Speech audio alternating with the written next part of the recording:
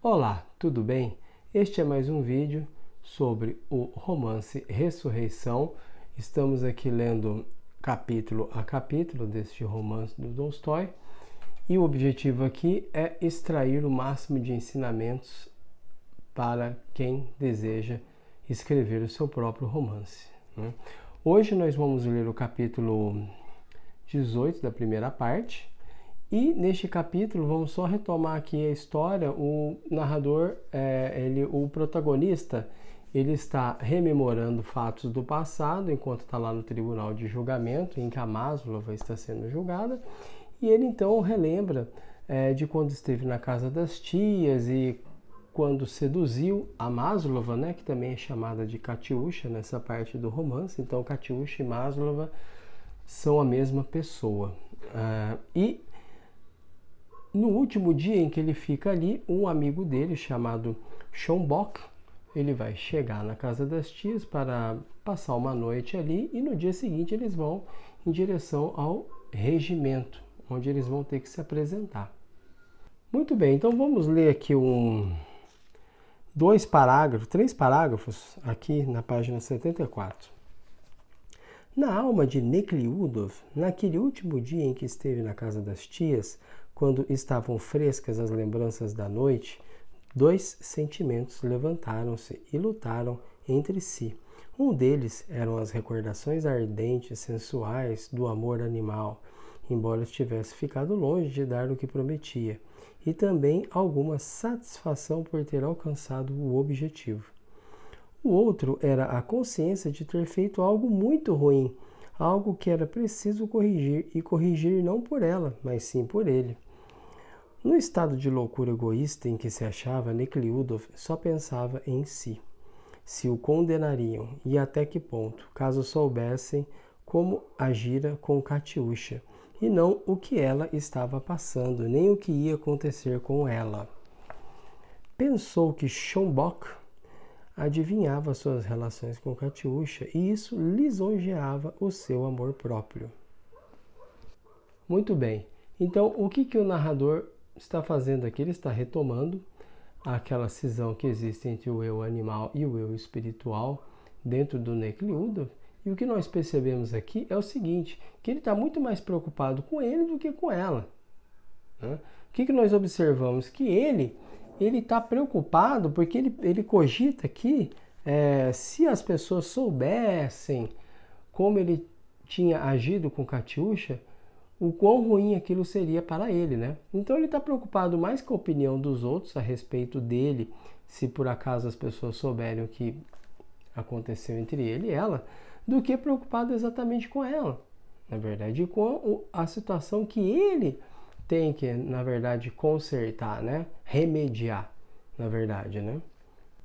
Então, o que isso mostra? Mostra que, de fato, ele é uma pessoa que é levado pelos humores de seu tempo, ele se preocupa muito com as opiniões das outras pessoas a respeito dele, a respeito de outros temas quaisquer, né? Ele quer estar ali bem, né? Ele não quer entrar em choque com essa sociedade, né?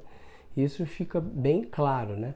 E o que é muito interessante aqui, ele tem esse lado e um outro lado que o narrador ressalta aqui é o seguinte: no caso desse amigo dele, o Schomburgk, se ele souber o que aconteceu entre ele e a Katiusha, ele diz aqui, né?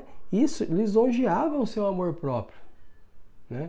Então, por um lado, se a sociedade, ele teme, né, que a sociedade descubra a relação dele, esse nem é uma relação, né?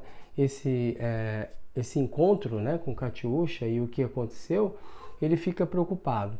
No entanto, se é um amigo dele que fica sabendo disso, se ele ficar sabendo disso, isso de uma certa maneira, na mente dele, ele já percebe que isso já vai lisonjear o seu amor próprio, né? Ele já se sente o cara ali, pô, eu conquistei essa mulher, mais uma, né? Então você percebe que ele é uma pessoa realmente com a cabeça muito fraca, né? E um ponto aqui importante, que já aconteceu em outros momentos do romance, mas que eu tenho que ressaltar aqui, é que o narrador ele não apresenta a situação já resolvida, ele não apresenta qual que é a decisão que o Nikli Udov vai tomar, né? Ele apresenta esse estado de dúvida que existe dentro da cabeça dele, né? Então, isso já aconteceu em vários outros momentos deste romance até chegarmos aqui. Então, o que a gente pode perceber aqui? Que isso é uma constante, porque no momento em que o narrador mostra esse estado de dúvida, essa contradição, essa dificuldade de decidir do personagem, ele permite que o leitor ele se coloque na pele desse personagem, né?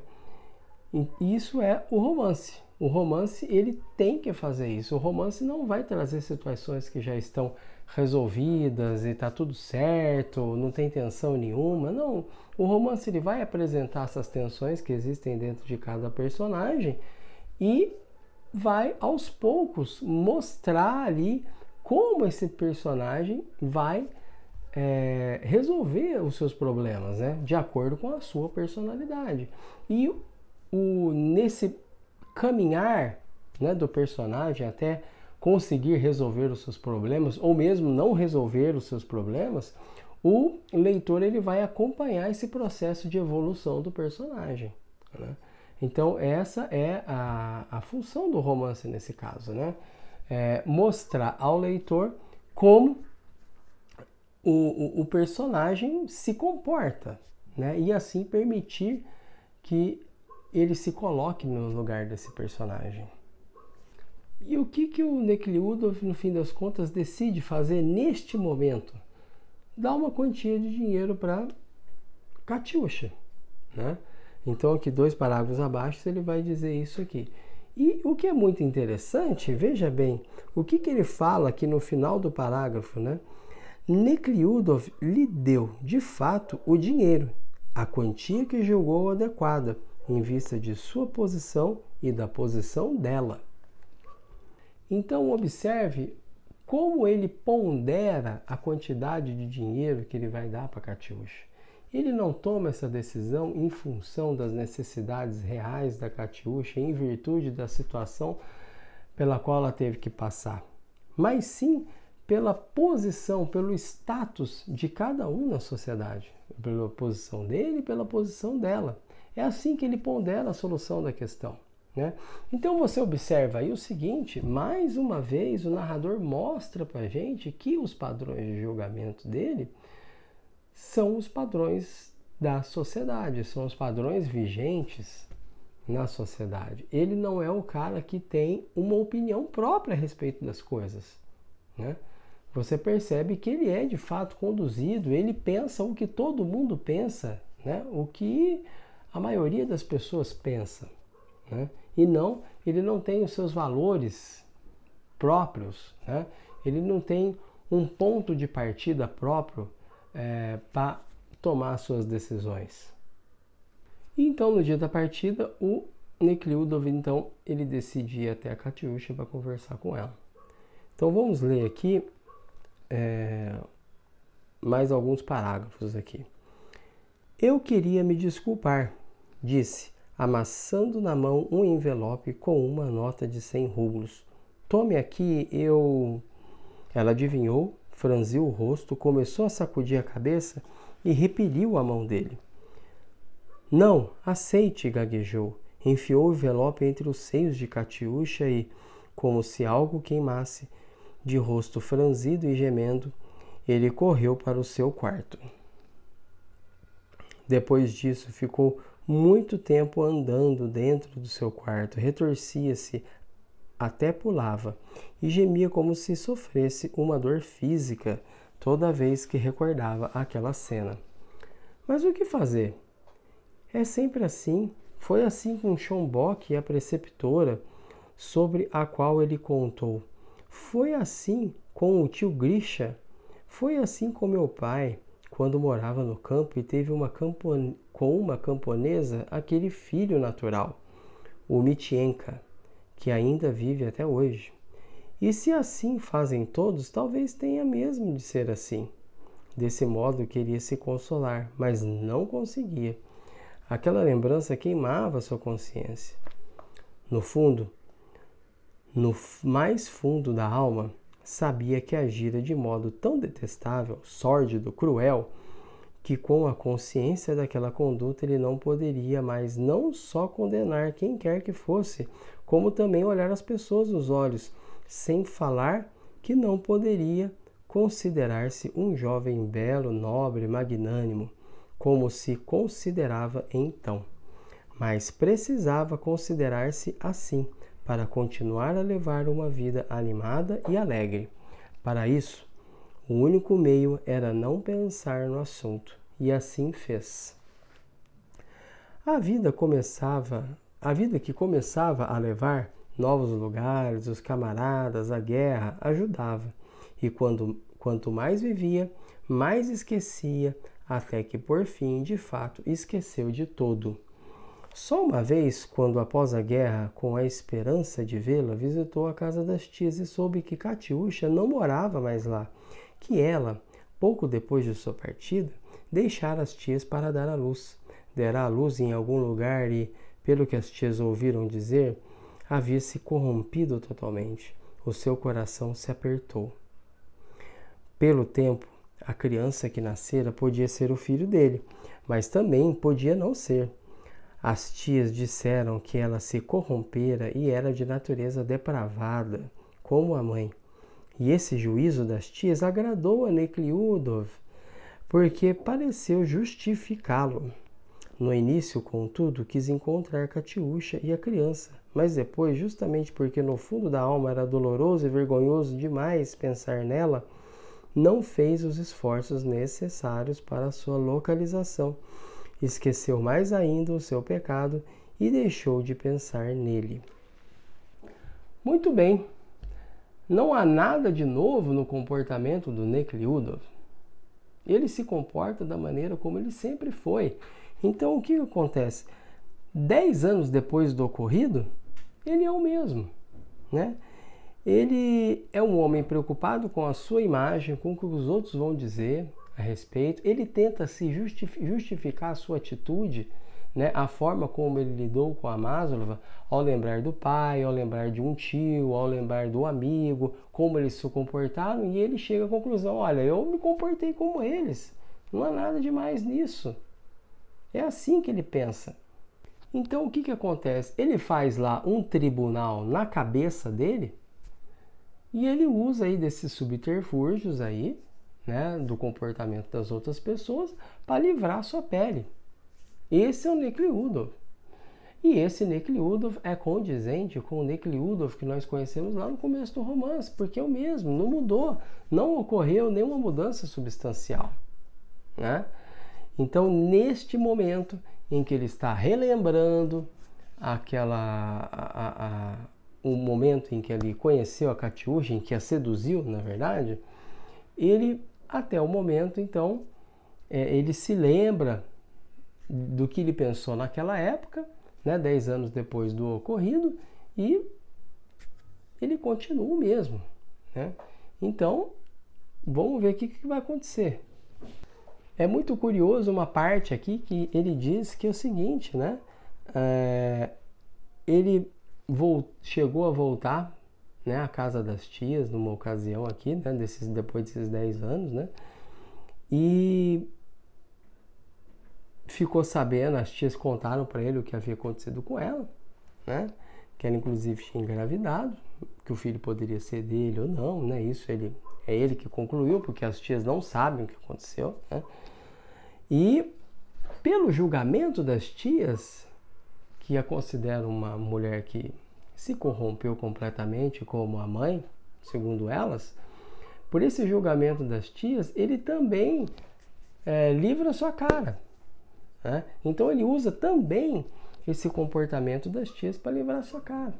Então, e ele até faz um esforço, né? O narrador aqui diz que ele faz um esforço para encontrá-la, mas não o suficiente, né? Ele não vai até o fundo da questão, né? O que é condizente com ele? Ele nunca vai até o fundo das questões, ele nunca vai até o fim, ele não consegue levar nada até o fim. Esse é o Nekhludoff que nós já conhecemos, né? E com a Catiúcha aqui, com esse episódio, não foi diferente. E aí, com o passar do tempo, como ele não encontrou ela, né, ele acabou esquecendo do assunto, esquecendo da Catiúcha, esquecendo do comportamento que ele teve com ela. E esquecendo, inclusive, dessa dúvida, né, se ele tinha de fato engravidado a Catiúcha ou não, se o filho que ela teve foi dele ou não. Mas é muito interessante, olha como ele termina, como o narrador termina esse capítulo para fazer um gancho com a continuidade da narrativa, né? Vamos ler aqui então. Agora, porém, aquela coincidência, então, ó, veja bem, ele relembrou os fatos do passado, daquele momento em que ele fez aquilo com a Catiúcha, e agora ele volta para o momento presente da narrativa. Então, ele vai fechar um ciclo dentro do livro, porque ele começou a lembrar do envolvimento dele com a Catiúcha, né? O Nekhli Udov começou a lembrar do seu envolvimento com a Catiúcha, como que foi e tal, e agora ele vai chegar no final dessa pequena história que ele conta dentro do livro, da história principal. Então vamos lá. Agora, porém, aquela consciência espantosa veio lembrá-lo de tudo e exigia da parte dele o reconhecimento da sua desumanidade, sua crueldade, sua sordidez, que lhe deram a possibilidade de viver tranquilo durante aqueles 10 anos, com tamanho pecado na consciência. Mas Nekhli Udov ainda estava longe de tal reconhecimento, e agora só pensava como a qualquer momento tudo aquilo poderia vir a público, e ela ou o seu defensor poderiam revelar tudo e o cobririam de vergonha diante de todos. Percebam bem, então, que ele continua dividido. Esse Nekhli Udov, mais uma vez vou salientar isso aqui, ele é o mesmo do começo do romance, não teve nenhuma mudança significativa, e a preocupação dele, no final das contas, ele se comporta como se comportou quando conheceu a Catiúcha e quando teve aquele envolvimento com ela. Ele está preocupado mais consigo mesmo. Ele faz lá na mente dele lá uma imagem. Imagina se todo mundo aqui nesse tribunal souber o que eu fiz com essa mulher, como que eu vou ficar. Ele não está preocupado com ela em nenhum momento. Então, observe bem que no primeiro momento, até esse ponto, o fato dele relembrar todo esse episódio do seu envolvimento com a Catiúcha não o fez mudar de postura. Ele continua o mesmo. Não há nada de novo aqui nesse Nekhli Udov.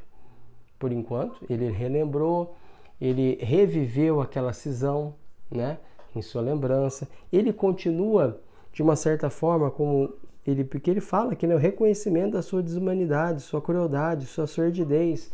Então ele continua com essa cisão, que é típica de um homem que não resolve as questões. Porque quando você não resolve uma questão que é realmente séria, você carrega essa cisão dentro de você. Não tem jeito, e com ele aqui não é diferente. Tá? Então esse capítulo é muito importante, né? E o narrador bate nessa tecla da cisão que existe dentro do Nekhli Udov, e aqui a gente já começa a suspeitar, pô, esse cara, ele só vai melhorar se ele resolver essa questão. Né? E o que vai acontecer agora que ele reencontrou essa mulher que ele achou que ele nunca mais ia ver na vida? O que será que vai acontecer agora? É isso que a gente vai ver nos próximos capítulos, certo? Então, este é mais um vídeo dessa série sobre o romance Ressurreição. Espero que você tenha gostado desse vídeo. Se você gostou, curta o vídeo, subscreva o canal e até o próximo vídeo.